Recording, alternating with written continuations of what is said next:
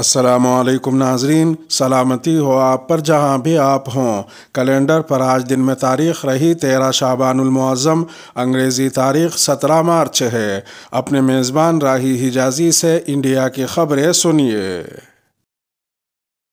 حجاب معاملے میں سپریم کورٹ جانے والی یہ لڑکیاں دیش دروہی ہیں۔ کرناٹک ہائی کورٹ نے کالج کے احاطے میں حجاب پہننے کی درخواست کو مسترد کر دیا ہے۔ ایسے میں درخواست گزار طالبات نے اس فیصلے کے خلاف سپریم کورٹ سے رجوع کیا۔ بی جے پی کے سینئر لیڈر اور اڈپی گورنمنٹ پری یونیورسٹی کالج کمیٹی کے وائس چیئرمین یش پال سورنا نے الزام لگایا کہ عدالت جانے والی لڑکیاں دیش دروہی اور ایک دہشت گرد تنظیم کی رکن ہیں۔ انہوں نے مزید کہا کہ لڑکیوں نے ایک بار پھر ثابت کر دیا کہ وہ طالب علم نہیں بلکہ دہشت گرد تنظیم کے رکن ہیں۔ ہائی کورٹ کے فیصلے کے خلاف بیان دے کر انہوں نے معزز ججوں کی توہین کی ہے۔ ان کا بیان توہین عدالت ہے۔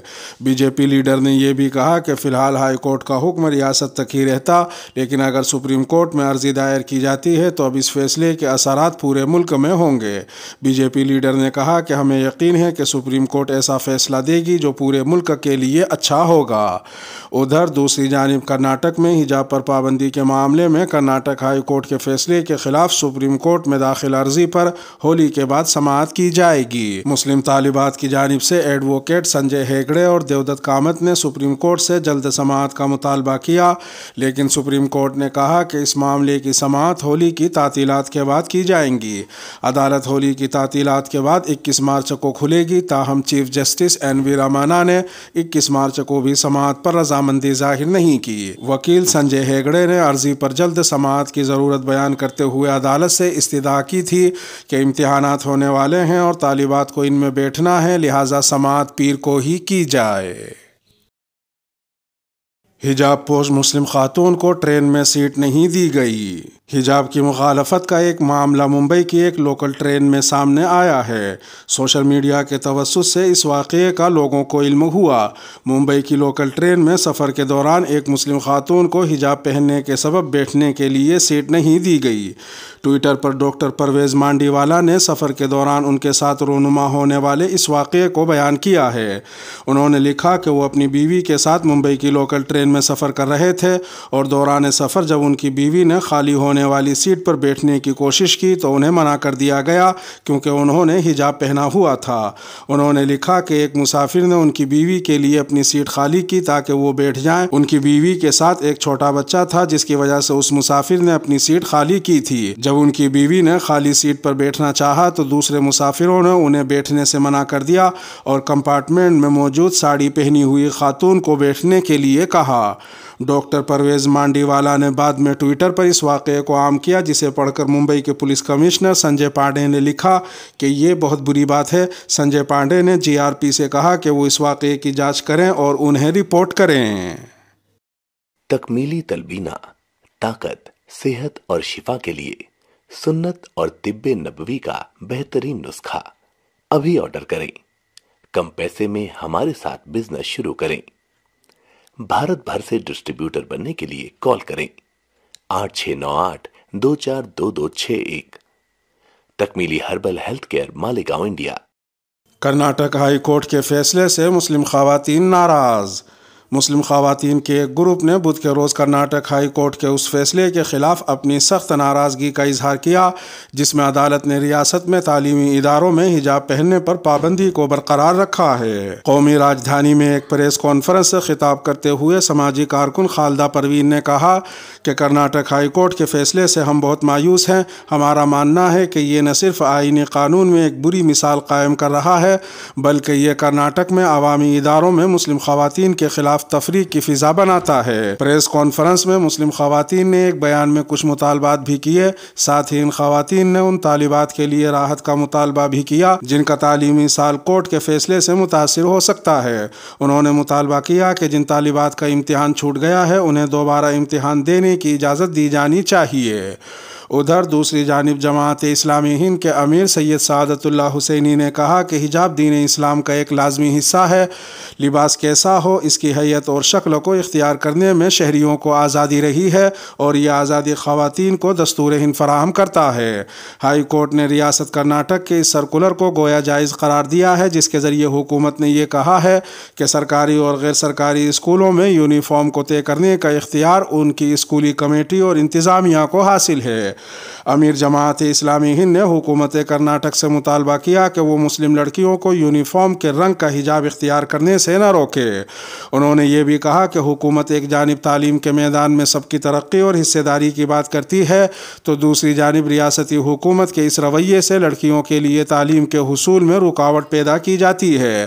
حجاب کا مسئلہ کسی بھی لحاظ سے لڑکیوں کی تعلیمی ماحول اور کیمپس کو متاثر کرنے والا نہیں ہوتا، بلکہ حجاب کے خلاف نفرت متعصب ذہن کی اپج ہے۔ تمام انصاف پسند شہریوں کی یہ ذمہ داری ہے کہ وہ نفرت پر مبنی ماحول کو ملک میں کم کرنے کے سلسلے میں ہر ممکنہ کوشش کریں۔ ادھر ویلفیئر پارٹی آف انڈیا کے قومی صدر ڈاکٹر سید قاسم رسول الیاس نے کہا کہ ہائی کورٹ نے اپنے آرڈر میں کہا کہ حجاب اسلام کا لازمی جز نہیں ہے۔ کیا اب یہ کورٹ طے کرے گا کہ کسی مذہب میں کون سی چیز لازمی ہے یا نہیں ہے؟ اگر یہ سلسلہ یوں ہی چلتا رہا تو دستور ہند کی بنیادی حقوق کی دفعہ 25 یعنی مذہبی آزادی صرف الفاظ کا پلندہ بن کر رہ جائے گی۔ انہوں نے مزید کہا کہ جہاں تک حجاب کا تعلق ہے، یہ اسلام کا لازمی جز ہے جس کا قرآن کریم میں واضح حکم دیا گیا ہے۔ انہوں نے یہ بھی کہا کہ اسکولوں کو یہ اختیار حاصل ہے کہ وہ طلباء و طالبات کے یونیفارم طے کریں، تاہم متعدد اسکولوں نے مسلم بچیوں کو یونیفارم کے ساتھ سر پر اسکارف کی بھی اجازت دے رکھی ہے۔ اسی طرح جس طرح ایک سکھ طالب علم کو پگڑی باندھنے اور ہندو طلباء و طالبات کو تلک اور بندی لگانے پر بھی کبھی کوئی اعتراض نہیں کیا گیا۔ نظام الدین مرکز کی 4 منزلیں پھر سے کھلیں گی، دہلی ہائی کورٹ سے ملی اجازت۔ بدھ 16 مارچ کو دہلی ہائی کورٹ نے نظام الدین مرکز میں بنگلہ والی مسجد کی 4 منزلوں کو شب برات کے لیے دوبارہ کھولنے کی اجازت دے دی ہے۔ عدالت نے مسجد میں نماز ادا کرنے والوں کی تعداد پر عائد تمام پابندیاں بھی ہٹا دی ہیں۔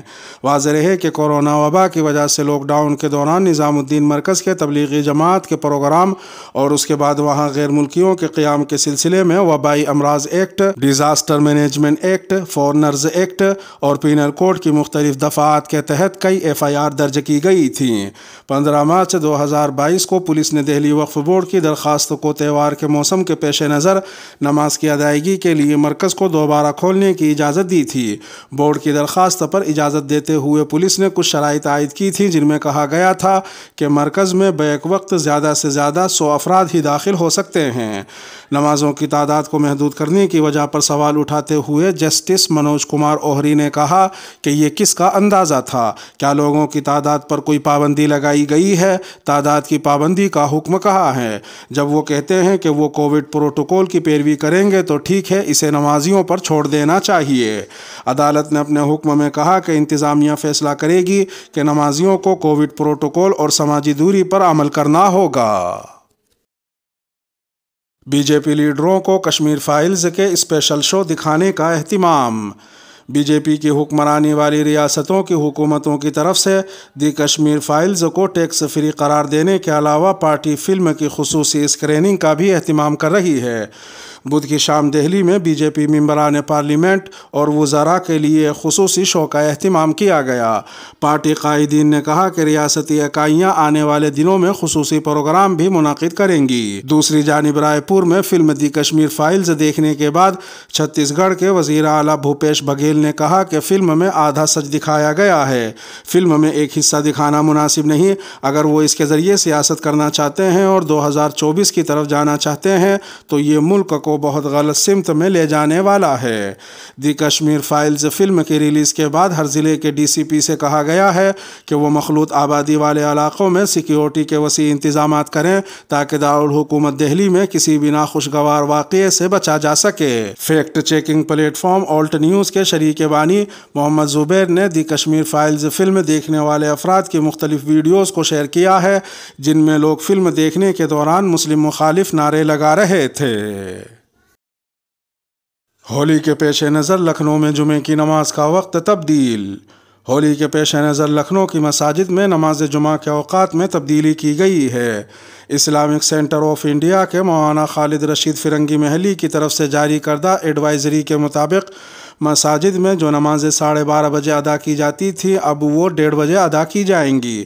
اس کے ساتھ ساتھ لوگوں سے یہ اپیل بھی کی گئی ہے کہ وہ اپنے گھروں کے قریب مساجد میں نماز ادا کریں۔